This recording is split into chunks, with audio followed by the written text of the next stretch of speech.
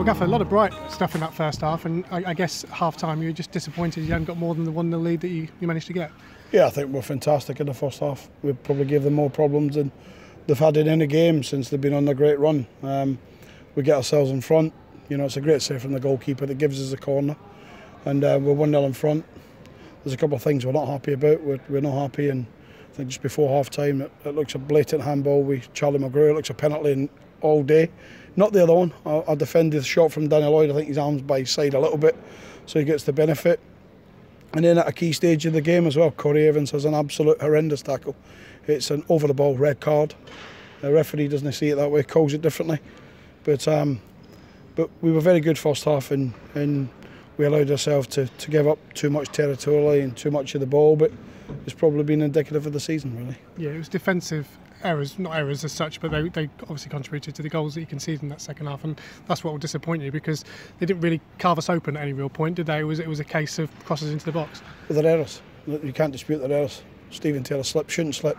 I didn't see McGrew slipping when he had to win a header. Second goal, Jack Baldwin doesn't see the movement of the big lad that puts the header back across the goal. Leo doesn't react with Danny Graham when it comes off the crossbar, so it's a tap in. And the third goal is, you wouldn't see it on a Sunday.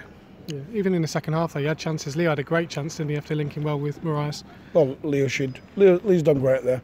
He's played a great one too. He's got lots of energy. He's got up into their box, and but we didn't do enough of that. You know, we didn't have enough big performances in the second half. We were there for 45, 50 minutes, but goals change games. Stephen Taylor don't slip. We're 1-0. They're panicking, and they probably change a game. They get the equaliser. They get a quick second.